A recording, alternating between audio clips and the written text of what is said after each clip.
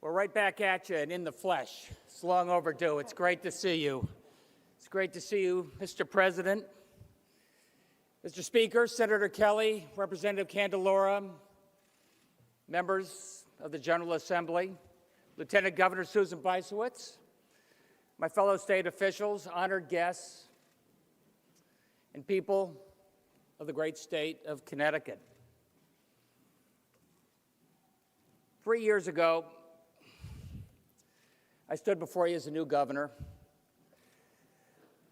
and today, the state's in much better shape than we were 3 years ago, but we still have a long way to go. 3 years ago, we were standing at the edge of a fiscal cliff, facing a $3.7 billion budget deficit, and today we're deciding what taxes to cut and what school programs to grow, thanks to our third consecutive year of budget surpluses.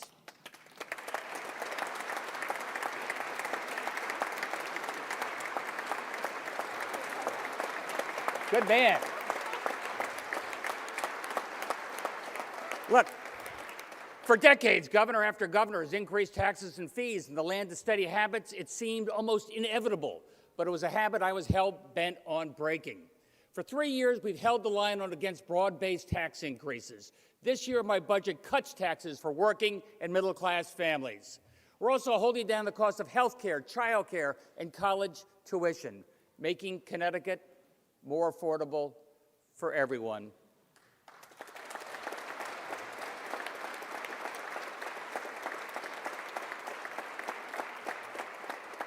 Look, outside observers were accustomed to downgrading our ratings, and even the outgoing budget director said, quote, Connecticut's in a state of chronic fiscal crisis. No more. Over the last 3 years, our budgets have been balanced and on time, resulting in ratings upgrades that have caught the attention of businesses and families ready to move to Connecticut. And thanks in part to your strong bipartisan efforts, we've begun to change the narrative from fiscal crisis to fiscal turnaround. Unlike Washington, we did it together. And that's the Connecticut difference. We did it together. That's the Connecticut difference.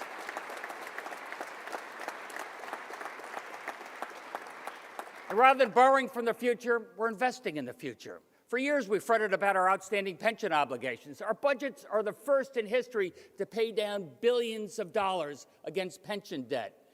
And we're delivering strong double-digit investment returns that continue to reduce our unfunded pension liability. Keep it up, Treasurer Wooden.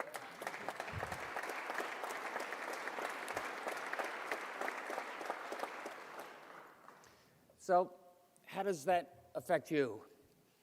A, that's hundreds of millions of dollars in annual budget savings for years to come. And B, that's hundreds of thousands of retirees who can sleep easier knowing that our pension promises of the past will be kept. In the event of a recession, we have fully funded the budget reserve, aka the rainy day fund, which means Connecticut will not be forced to cut services or raise taxes. We can sleep a little bit easier, thanks to your efforts. We're better off for getting our fiscal house in order. We're investing in our kids and giving them better opportunities at the starting line of life. We're investing in teachers, counselors, and after-school programs to help our kids get back in the game after a long COVID winter. And speaking of teachers, how about a big shout out for the greatest educators in the nation right here in Connecticut? Connecticut teachers showed up. They showed up every day. They showed up every day for our schools, recognizing the importance of in-person learning. Other schools were closed. Our schools were open. Thank you to the teachers. Thank you to the educators. Thank you for making a difference.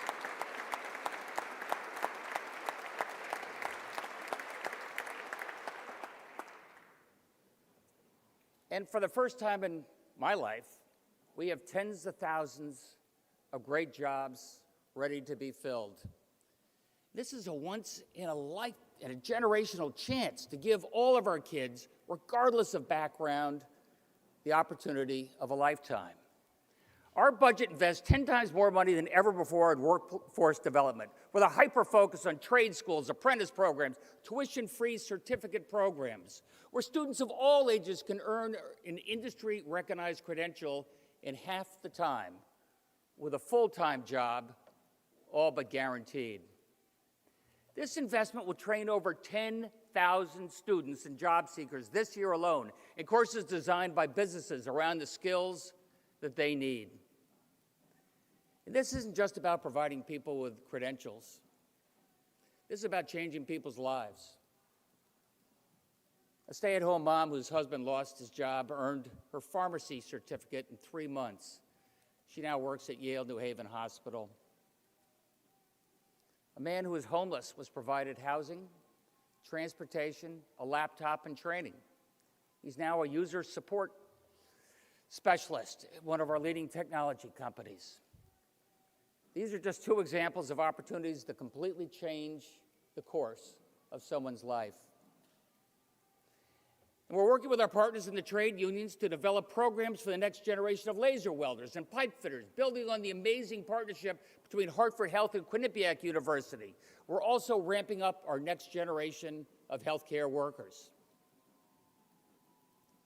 I want students and trainees to take a job right here in Connecticut, and I want Connecticut employers to hire from Connecticut first. So to encourage that, we're expanding a tax credit for small businesses to help repay their employees' student loans. More reasons for your business to hire in Connecticut and for graduates to stay in Connecticut. That's the Connecticut Difference.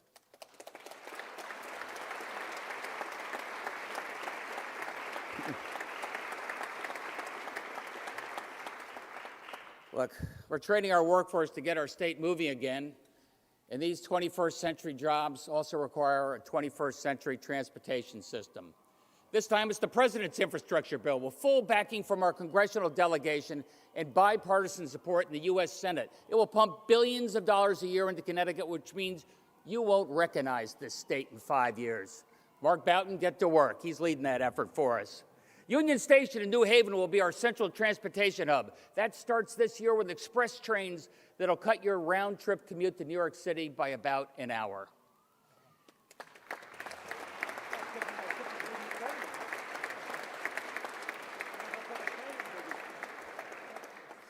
Look, the promise of the 2-way rail service between Bridgeport and Waterbury is already resulting in hundreds of new apartments from Shelton to Beacon Falls, bringing the valley back in all of its glory. And don't forget the recently announced major distribution facility with over 1,000 good-paying jobs on the Waterbury-Naugatuck line.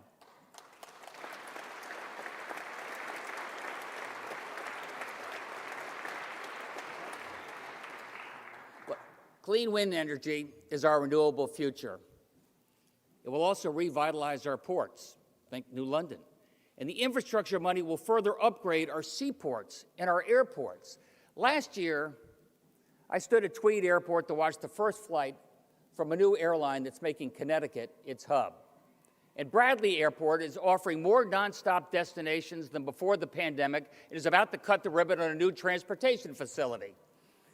We are making the biggest investments in our roads and bridges in generations. Surely the biggest since Ike, and I like Ike. It is allowing us to speed up our commutes, decongest our choke points, strengthen those old Eisenhower-era bridges, and give you one more reason to call Connecticut home. Businesses are taking a second look at Connecticut, with 28 major employers having recently relocated their headquarters to the state or expanded their footprint here. Thanks to DECD, thanks to David Lamont, thanks to our team. And that's because we have lower taxes than many of our neighbors, more affordable housing, great schools that are open and safe, and a highly educated workforce.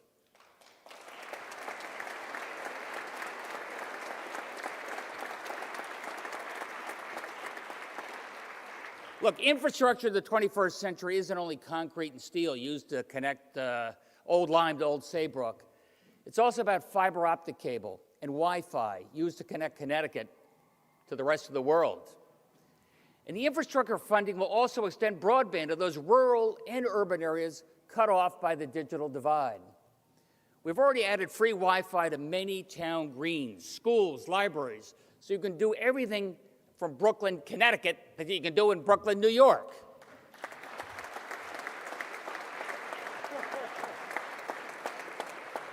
Look, telehealth, e-learning, telecommuting, these are not just nice to have. These are necessities in 2022. This is as much about fairness and equality as it is about convenience and efficiency. Look, very recently we've been hit by some of the most severe storms in our history. Isaias knocked out power. Ida, Henri dropped torrential rain bombs, causing historic flooding. Our infrastructural investments allow us to make a down payment on flood control and moving our electric substations out of harm's way. We're making the biggest investment in hardening our electric grid against future attacks, be it storms or cyber attacks. A stitch in time saves 9. Remember that. Your grandmother told you that. Look, our electric grid will soon be carbon-free, and our transportation system is soon to follow. Our budget provides for hundreds of electric charging stations as our state transitions to an all-electric fleet. And we're beginning our conversion to all-electric school buses, all-electric city buses, reducing air pollution in some of our most distressed communities, where there's a disproportionately higher rate of asthma. That's what we mean by environmental justice.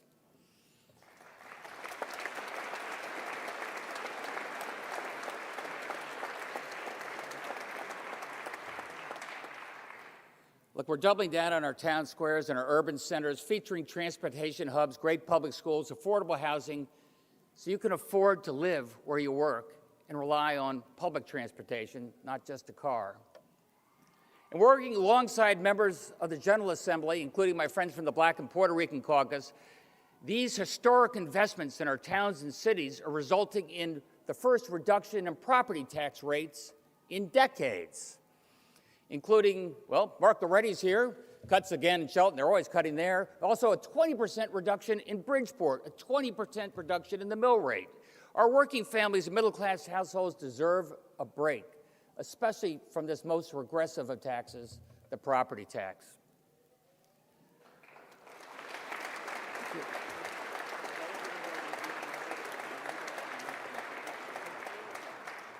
Look, property taxes relentlessly come due in good times and in bad, and they hit the middle class especially hard. This year, I'm proposing a meaningful property tax reform that will save approximately $300 million for our taxpayers. There you go. The current property tax credit is too limited, so we're going to double the number of families who can claim it. We're also going to cut taxes on automobiles, so no one is struggling to pay more for a Honda in Hartford than a Hummer in Harwinton. That's going to reduce car tax bills in more than 100 towns, often by hundreds of dollars per car. We're also going to eliminate the income tax on pension and 401k income for most households. Stay in Connecticut and watch your kids grow up from your living room rather than waving at them from the Zoom room in Delray, Florida.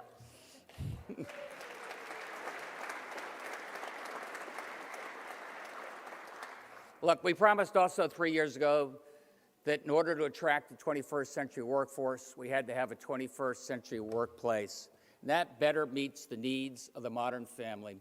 I've always believed working families deserve a raise. And after 2 years of COVID, I believe we all have a better appreciation of how essential our essential workers are. So thanks to most of you, Connecticut is well on its way to a $15 minimum wage, which will continue to grow with inflation, plus an additional tax cut for working families. We'll cut about up to $1,200 per working family, thanks to the Earned Income Tax Credit. Thank you for your support on that. Bipartisan. And look, now that we better understand the importance of being able to securely step away from a job you need to care for someone that you love, and after years of trying, we passed one of the most ambitious paid family and medical leave programs in the country. I know that's what security means to parents and kids. Thank you. Thank you for stepping up for that. Thank you for making a difference.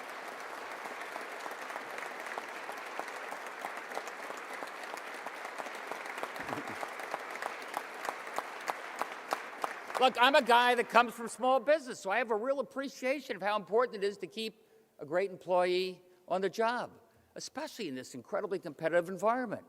Paid family and medical leave levels the playing field, allowing small businesses to provide the same level of support as the big guys do. That's important.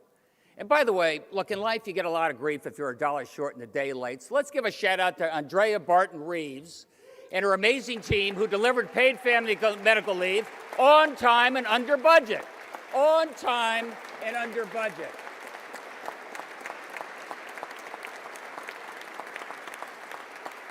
That doesn't happen every day in government. On time and under budget. Look, stay in Connecticut or move to Connecticut. We're the most family-friendly state in the country.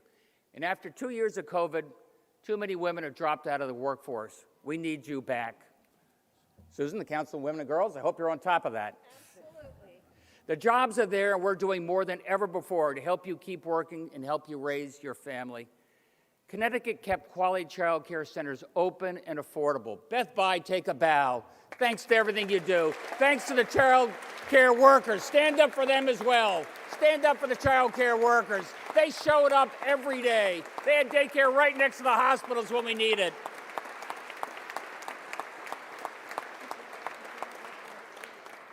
Look, our budget is providing tens of millions of dollars to help the next generation of entrepreneurs start their own business, with a special emphasis upon distressed communities. We recently moved up 11 places in CNBC's ranking of the top states to do business. Maybe that's why 2021 alone, 11 places. We've still got room to grow. Maybe that's why in 2021, business registrations in this state increased fourfold to 47,584 startups. New businesses launched right here in Connecticut. They used to say that the best social program is a job.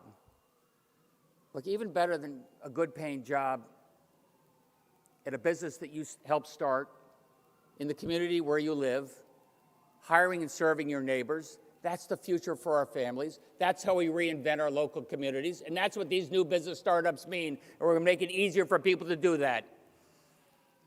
Health insurance should not be a deterrent for those young entrepreneurs with a dollar and a dream.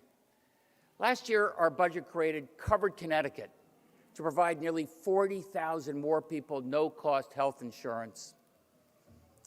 And now, through Access Health, we're offering big savings to health care for everyone. Go to accesshealthct.com. Accesshealthct.com. Recently ranked the #1 healthcare exchange website in the country. #1. No CT.gov. This is #1.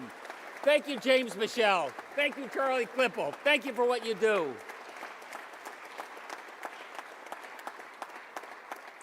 And subsidies help, but we've got to address the underlying costs of health care. That's what former Controller Kevin Lembo reminded us every day. And that's why I'm proposing legislation with your help to make prices more transparent, safely re-import lower-cost prescription drugs from Canada, and cap runaway drug prices on prescription drugs right here at home.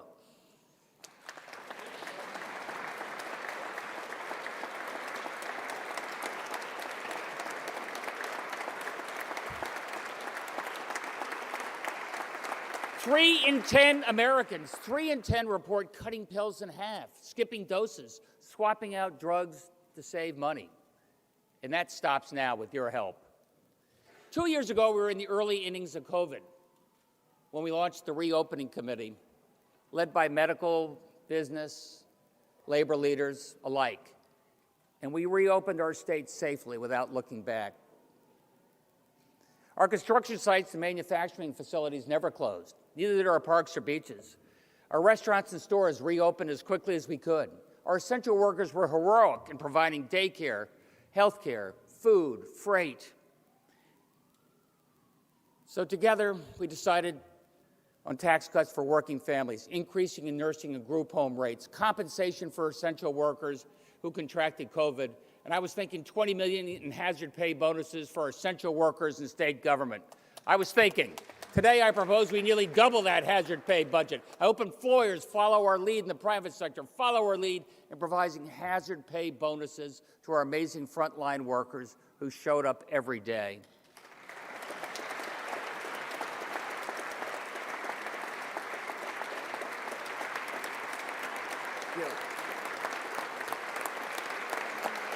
Thank you.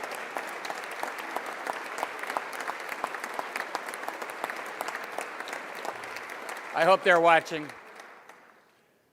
All right. So I appreciate the authority you've granted me to keep this state safe for almost 2 years during this pandemic. I'm even more appreciative of each and every one of the residents who stepped up to do the right thing for themselves, for their family, for their communities. Look, we were hit hard. We were hit early.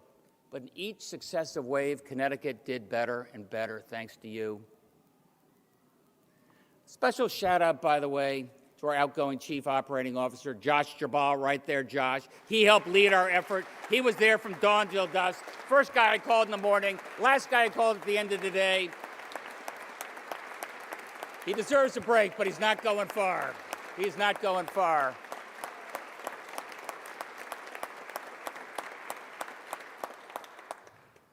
All right, so now 2 years later, I believe we have the tools and the experience to keep ourselves safe. We're one of the best vaccinated states in the country, and we recently distributed millions of masks and rapid tests nearly overnight.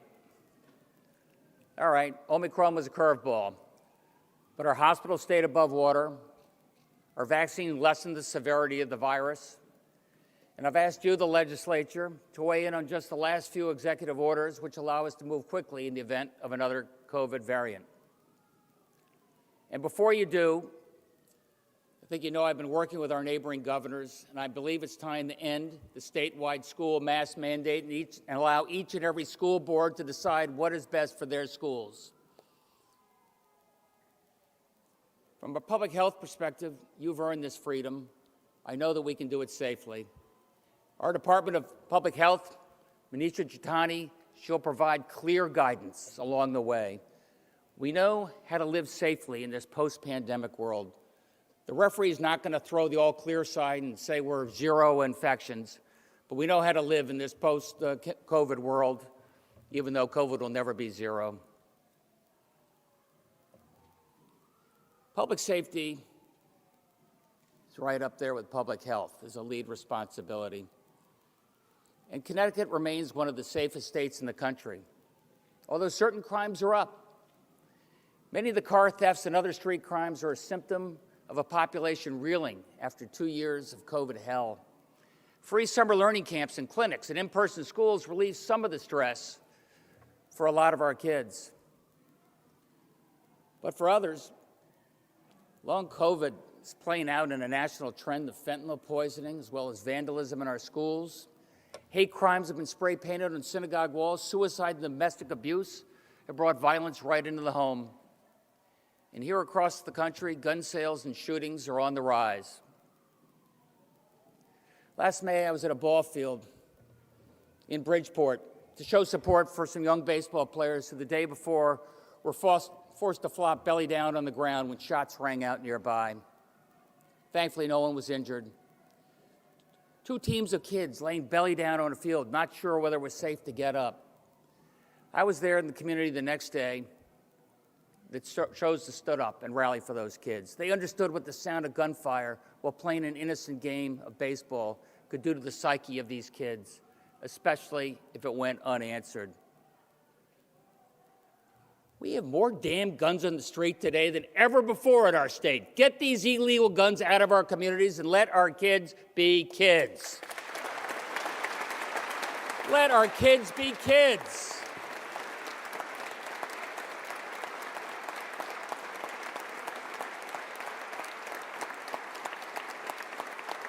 Thank you.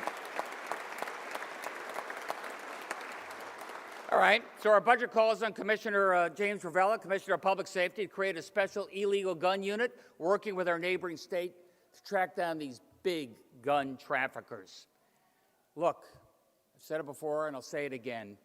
You can't be tough on crime if you're weak on guns.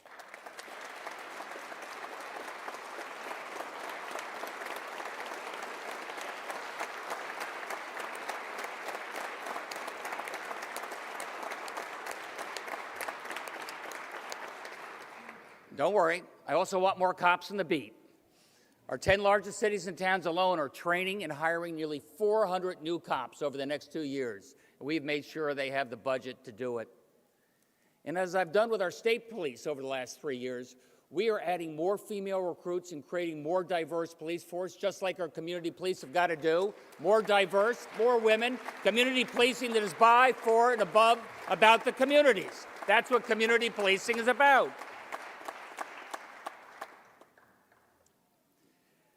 Look, those preventative measures only work if the judicial branch continues to speed up criminal cases, so people who pose a risk to the community and themselves are kept off the streets. Please vote early on the outstanding new judges that I'm nominating and support the funding that I have proposed for new prosecutors and new public defenders. Okay, as important as it is responding to crime is preventing the violence before it happens. That's another reason we're investing hundreds of millions of dollars in education, workforce development, and mental health, and mental health, and mental health, and mental health.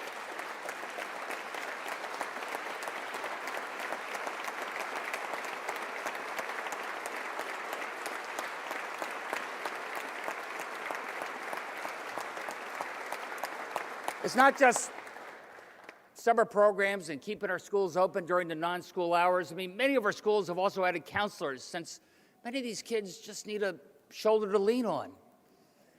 Look, and we gave many of our high schools the opportunity to vote on how they would spend $20,000 in Rescue Act funding.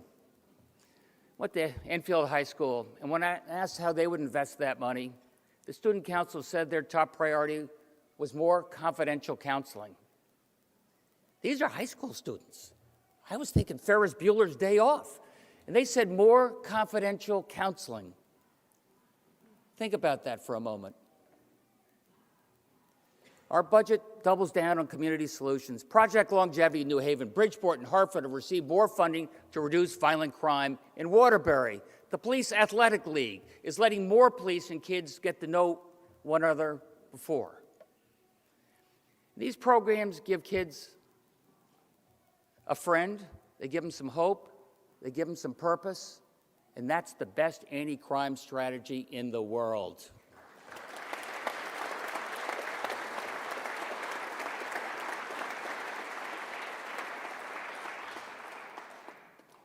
At the end of the day, what matters most in all this is trust. Trust in your law enforcement, trust in your courts, trust in your government. I will hold anyone who breaches that trust, starting in my administration. I'm going to hold them accountable. I have zero tolerance for any ethical malfeasance. We hold ourselves to the highest standards. If you see something, say something. And if you don't get the response you deserve, give me a call. Over the last 3 years, we've been faced with unprecedented challenges, the type of challenges where people turn to government for leadership, for answers, for guidance. They did so because their lives and the lives of their loved ones depended on it, in ways not seen since perhaps world wars or the Great Depression. I believe Connecticut stepped up, meeting its moment in history when it mattered most, and we did that together. We did that together. I'm immensely proud of our state agencies who, many months there, were working 24/7 at the Emergency Operations Center, Sundays, Saturdays, late, early, and they were there responding to the pandemic. I'm also particularly proud of our first responders, doctors, nurses, teachers, nonprofits, child care providers, all the essential workers who, despite the risk to their own health and safety, put their communities ahead of themselves. Retired teachers and nurses coming out of retirement to pitch in and cover for their sick colleagues. That, my friend, is the Connecticut difference, standing up and making a difference every day.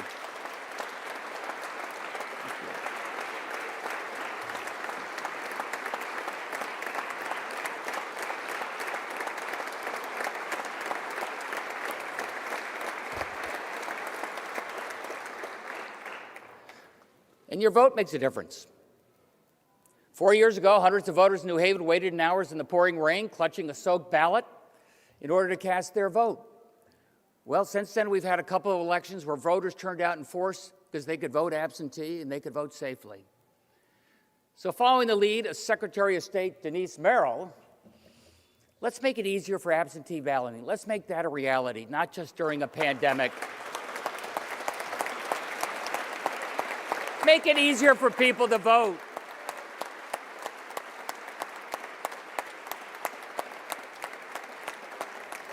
I like people having a stake in the election. I like them voting. I like them believing in the outcome. I like them knowing that their vote makes a difference. All right, I'm getting there. 3 years ago, I said I wouldn't let the state be defined by a constant fiscal crisis. And while there is much work to do, over the past 3 years, we've turned that fiscal crisis into the Connecticut comeback. Budget deficits have become record-breaking surpluses. Our budget reserve fund is now overflowing, and we are paying down pensions, and we can borrow more money at less cost, and we could return millions of dollars back to the middle class for the first time in a generation. And just as I said, I didn't want our state to be defined by a chronic fiscal crisis. We can't let it be defined by a COVID crisis either.